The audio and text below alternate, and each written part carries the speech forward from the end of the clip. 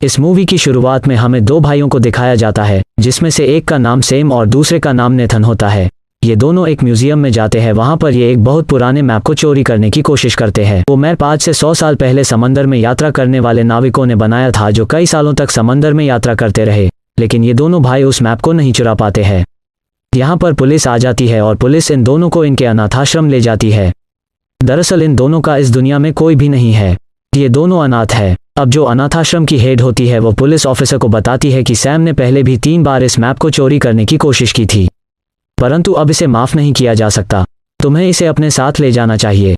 Sam कहता है कि मैं अपने रूम से अपना सामान लेने जा रहा हूं, और जब वो अपने रूम में आता है तो अपने भाई से कहता है कि मैं यहाँ से जा रहा हूँ, लेकिन एक दिन मैं तुम्हें जरूर मिलूंगा। पर जाने से पहले वो अपने छोटे भाई को एक कोरा कागज, एक लाइटर और एक रिंग जो उसके पास होती है वो दे देता है, और कहता है कि तुम इस रिंग को देखकर हमेशा याद रखना कि तुम किस खानदान से बिलोंग करते हो।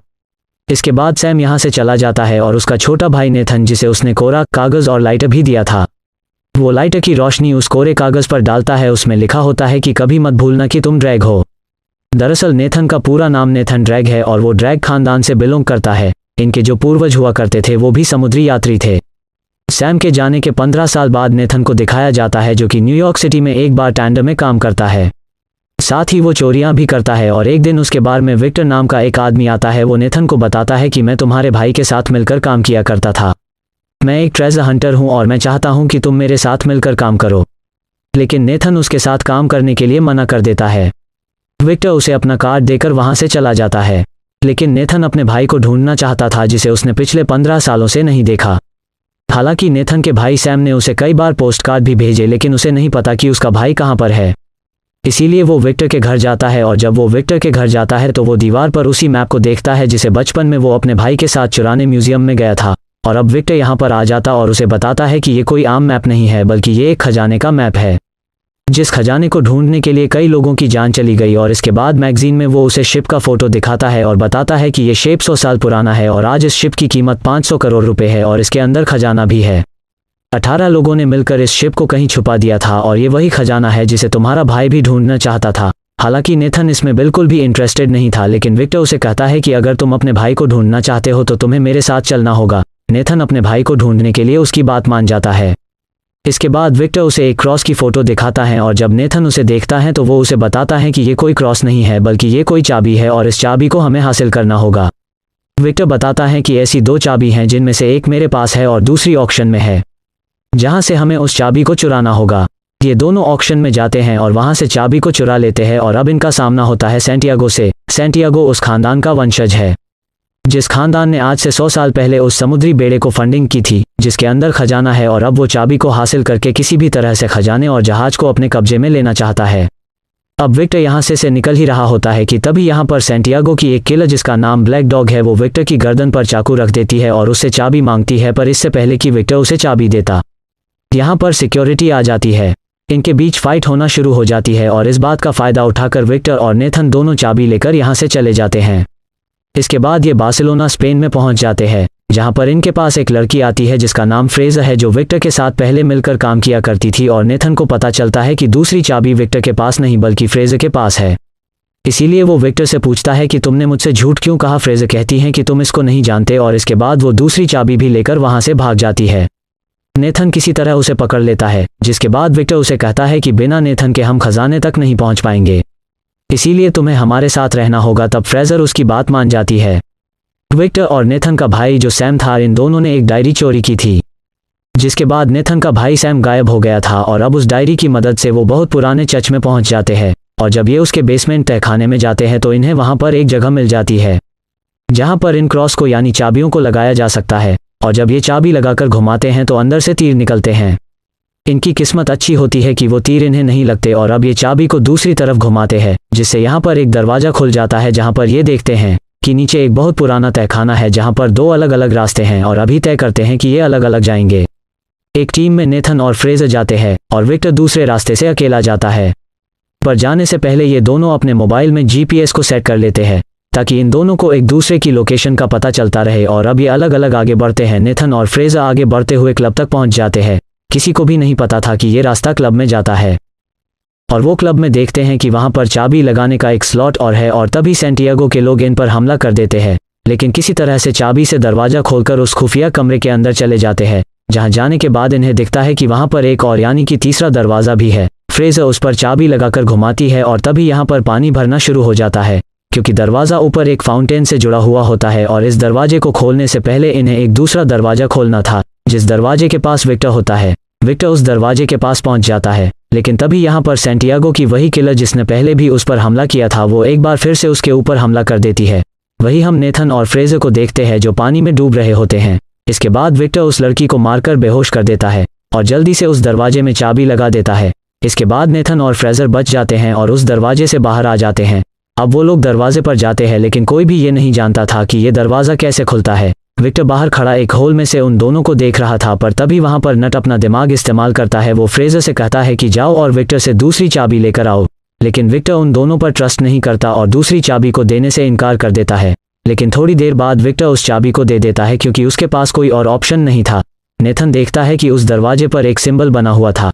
नेट जब उन दोनों चाबियों को मर्ज करता है तो वही सिंबल बन जाता है जो सिंबल उस दरवाजे पर बना हुआ था, जिसकी वजह से वो लोग अब उस दरवाजे को भी खोल लेते हैं। जब वो उस दरवाजे के अंदर जाते हैं तो अंदर घुसते ही उन्हें 3 बड़े बड़े पॉट्स दिखाई देते हैं। दूसरी तरफ विक्टर नेथन से बार बार पूछ रहा था कि खजाना मिला या नहीं। नेथन फ्रेजर को ऊपर करता है ये देखने के लिए कि उन पॉट्स में क्या है। फ्रेजर जब दिखती है तो उसे उस पॉट्स में बहुत सारा नमक मिलता है। इसका मतलब ये था कि जहां पर कोई भी खजाना नहीं था, तभी वो तीनों पॉट्स अचानक से टूट जाते हैं। वो देखते हैं कि उनमें से एक पॉट में से मैप निकलता है और यही मैप ही खजाने तक पहुंचने का रियल मैप था। जब नेथन मैप को देख रहा था तभी फ्रेजर उस पर गन पॉइंट कर देती है। वो कहती है कि तुम्हें क्या लगता है, विक्टर ने तुम्हें सब कुछ सच बताया है। वो गन को नेथन के सर पर मारती है, जिससे वो बेहोश हो जाता है और वो उस मैप को लेकर वहां से चली जाती है और जाते वक्त उन चाबियों को भी ले जाती है। इसके बाद विक्टर नेथन के पास आता है। वो देखता है कि नेथन बेहोश हो गया है। जब नेथन को होश आता है तो उन दोनों को पता चलता है कि फ्रेजर उनको धोखा देकर भाग गई है। नेथन को जब होश आता है तो वो विक्टर से पूछता है कि मेरा भाई कहाँ पर है। तब विक्टर उसको बताता है कि मैं और तुम्हारा भाई बहुत साल पहले खजाना ढूंढने के लिए निकले थे, जिसके लिए हमें एक बुक को चुराना था, मगर हमने उस बुक को तो चुरा लिया। इसके बाद जब हम वापस आने लगे तो मोरकाटा के लोगों ने हम पर हमला कर दिया। इसके बाद पुलिस फायरिंग में तुम्हारे भाई को एक गोली लगी, जिसकी वजह से उसकी मौत हो गई। ये सुनकर नेथन बहुत ज़्यादा इमोशनल हो जाता है। वो रोने लगता है। वो विक्टर से कहता है कि तुमने मेरे भाई को मरने के लिए छोड़ दिया था और अब तुम दोबारा से उस खजाने तक पहुंचने के लिए मेरा इस्तेमाल कर रहे हो। तो विक्टर कहता है कि ठीक है, मैंने झूठ बोला, मगर तुम्हारा भाई भी यही चाहता था कि उसके मरने के बाद तुम उसके ड्रीम को पूरा करोगे। नेथन विक्टर से कहता है कि ठीक है, मैं उस खजाने तक अपने भाई के लिए जरूर जाऊंगा। के बाद हम दोनों के रास्ते अलग अलग होंगे। हम फ्रेजर को ब्रेट और उसके बॉस के साथ देखते हैं, यानी कि फ्रेजर इन दोनों के लिए काम कर रही थी। अब जो ब्रेट का बॉस था वो ब्रेट से कहता है कि तुम फ्रेजर के अंडर काम करूंगी, और इसके बाद ब्रेट का बॉस अपनी पूरी टीम को लेकर घर जाने की तलाश में प्लेन में बैठकर निकल जाते हैं और वो अपने साथ ज़रूरत के सामान को भी ले लेते हैं। प्लेन में बैठकर ब्रेट का बॉस यही कह रहा था कि वो खजाना मेरा था और वो कई साल पहले मेरे से गुम हो गया था, लेकिन तभी ब्रेट अचानक से आकर पीछे से अपने बॉस का गला काट देती है। बॉस को मारने के बाद फ्रेजर समझ जाती है कि वो उसको भी मार देगी, इसलिए क्लोई को भी खजाने की तलाश थी और ब्रेट यही चाहती थी कि उसके और उसके खजाने के बीच में कोई और भी आए, इसीलिए वो क्लोई को रास्ते से हटा देना चाहती थी। हालांकि उस वक्त क्लोई ने अपनी आंखों के सामने मोरकाटा का कत्ल होते देख लिया था, इसलिए वो अपने आप को छिपाने के लिए कहीं भी छिप जाती थी। सीन शिफ्ट होता है नेथन और विक्टर पर, जो कि एक छोटी सी कार की डिक्की में छिपकर उस प्लेन तक पहुंच चुके थे। हालांकि ब्रेट के लोग लुई को ढूंढ लेते हैं और उस पर गोलियां चलाना स्टार्ट कर देते हैं और वो भी उनके ऊपर गोली चलाना स्टार्ट करती है। इसी बीच नेथन को मौका मिल जाता है वहां से उस मैप को चुरा कर भागने का। उसी वक्त वहां से विक्टर उस मैप को अपने पास रख लेता है और एक नया सूट पहनकर पैराशूट लेकर वहां से नेथन को ही कहकर जाता है कि मैं कूद रहा हूं, तुम भी फटाफट वहां से कूद जाना। मगर नेथन को तो ब्रेट से अपने बड़े भाई सैम की मौत का बदला लेना था, इसलिए वो उसे मारने के लिए आगे बढ़ता है। तभी वहां पर वो सारे गुंडे नेथन के ऊपर गोली चलाने वाले होते हैं और तभी नेथन मौका पाते ही सारे अंदर भरे माल को खोल लेता है और हर माल अब उस प्लेन से नीचे गिरने लगता है। हालांकि वहां पर नेथन का पैर एक रस्सी में अटक जाता है। वो उसे निकालने की काफ़ी कोशिश करता है, लेकिन इसी बीच गुंडे उसके ऊपर गोलियां भी चला रहे होते हैं और बड़ी मुश्किलों के साथ नेथन उन सभी से बचकर वापस प्लेन में आ जाता है। लेकिन तभी वहां पर क्लोई उस कार में बैठी होती है, जो कि गोलीबारी से छिपने का बहुत ही अच्छा साधन था, लेकिन गलती से नेथन को टक्कर लग जाती है और ये दोनों ही टकराकर एक बड़े बॉक्स पर जाकर गिर जाते हैं। उसी बॉक्स पर एक बड़ा सा पैराशूट भी लगा हुआ था और उसी पैराशूट की मदद से ये दोनों आसमान से गिरते हुए पानी में लैंडिंग करके ये दोनों बच जाते हैं। वहीं पर पास ही किनारे पे एक छोटा सा आइलैंड होता है, जहां पर एक होटल भी बना होता है और ये दोनों डिसाइड करते हैं कि क्यों ना आज की रात इस होटल में बिताई जाए।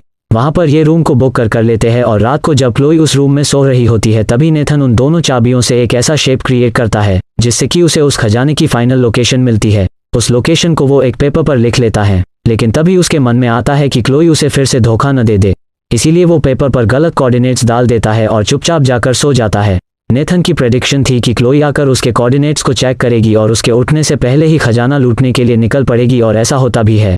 जब अगली सुबह नेथन की आंख खोलती है तो उसे बिस्तर पर क्लोई नहीं मिलती है और जो गलत कोऑर्डिनेट्स नेथन ने लिखे थे उस पेपर के बीच सॉरी लिखकर वहां से जा चुकी होती है, यानी कि क्लोई नेथन के बिछाए जाल में फंस चुकी होती है और अब नेथन अकेला ही उस बड़े खजाने की खोज में निकल पड़ता है। और अब वो मोमेंट आ चुका था जहां पर नेथन को सोने से भरे 2 बड़े बड़े शिप मिलते हैं जहां पर ढेर सारा सोना होता है जो आज से 100 साल पहले गायब हो गए थे। और जब वो शिप के अंदर जाता है तो वहां पर सच में खजाना होता है और अब यहाँ पर विक्टर भी आ जाता है, जिसे देखकर नेथन हैरान हो जाता है। वो पूछता है कि तुम यहाँ कैसे आए। विक्टर बताता है, शायद तुम भूल गए, तुमने अपने मोबाइल के जीपीएस से मेरे मोबाइल को कनेक्ट किया था, इसीलिए हमेशा मुझे पता था कि तुम कहाँ पर हो। अब रदोग भी अपने लोगों के साथ यहाँ पर पहुंच जाती है। उसे और उसके लोग को देखकर ये दोनों छुप जाते हैं क्योंकि ब्लेडों के और उसके लोगों के पास हथियार भी थे।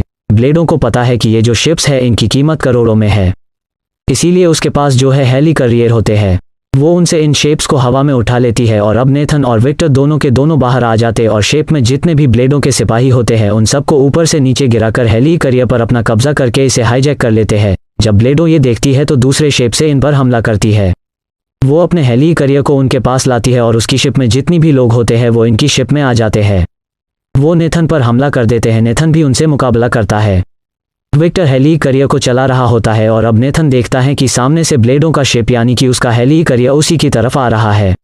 यहाँ पुराने शेप में एक पुरानी तोप भी होती है और वो उस तोप से उसके शिप पर उसके हेली करियर पर हमला करता है, जिससे उसके हैवी करियर और हैवी करियर के साथ एक शेर चट्टान से टकराता है और इससे पहले कि ब्लेडों उसी के साथ खत्म हो जाती, वो नेथन के शिप में जम कर जाती है और नेथन से कहती है कि जो मुझे नहीं मिला मैं तुम्हें भी हासिल नहीं करने दूंगी, और शिप का जो एंकर होता है वो उसे समंदर में फेंक देती है, जिससे शिप और शिप के साथ जो हेली करियर होता है जिसे विक्टर चला रहा होता है दोनों के दोनों वहीं पर रुक जाते ही, और इसके बाद नेथन और ब्लेडों की फाइट होना शुरू हो जाती है। लेकिन ब्लेडों एक खूंखार शिकारी है। नेथन अपनी जान बचाने के लिए जंजीर से ऊपर हेली करियर की तरफ चढ़ना शुरू कर देता है। ब्लेडों भी उसके पीछे आने लगती है। वहां ऊपर विक्टर के पास सोने से भरा एक बैग होता है और वो जानता है कि अगर उसे ब्लेडों से अपना पीछा छुड़ाना है तो उसे किसी भी तरह से नीचे गिराना होगा, इसीलिए सोने से भरा बैग वो उसके ऊपर फेंक कर मारता है, जिसे सोने के बैग के साथ साथ ब्लेडों भी नीचे समंदर में गिर जाती है। और ठीक इसके बाद हेली करियर से जो शिप बंधा होता है वो भी नीचे गिर जाता है। वो ब्लेडों के ऊपर गिरता है जिससे उसकी मौत हो जाती है, पर इससे पहले कि दोबारा से शिप को अपने कब्जे में लेते। यह देखते हैं कि फिलीपींस की नेवी यहाँ पर आ रही है और ये समझ जाते हैं कि इन्हें यहाँ से निकलना होगा। विक्टर बहुत ज़्यादा दुखी होता है और तभी नेथन उसे दिखाता है कि उसके पास अब भी कुछ गोल्ड है जो छुपाकर अपने साथ ले आया था। और तब भी हमें समंदर में फ्रेजर को दिखाया जाता है जो इन दोनों का पीछा कर रही होती है, जिसे नेथन ने बेवकूफ़ बना दिया था और अब किसी भी तरह से वो इन दोनों तक पहुंचना चाहती है।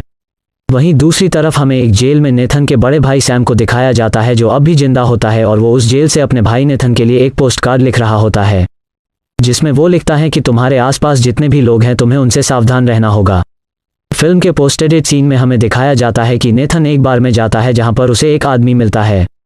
नेथन के पास जो रिंग होती है जो उसके बड़े भाई ने कभी उसे दी थी, वो आदमी उससे उस रिंग का सौदा करता है, जिसके बदले वो नेथन को नाजी मैप देने का वादा करता है। वो भी नेथन को डबल क्रॉस करना चाहता है। इससे पहले कि वो नेथन को डबल क्रॉस करता, यहाँ पर विक्टर आ जाता है जो नेथन को बचा लेता है। दोनों की दोनों बार से निकाल दें और तभी इन्हें पकड़ लिया जाता है। ने किसने पकड़ा, क्यों पकड़ा, इसके बारे में इन्हें कुछ भी नहीं पता। इसी के साथ ये मूवी यहीं पर ख़त्म हो जाती है।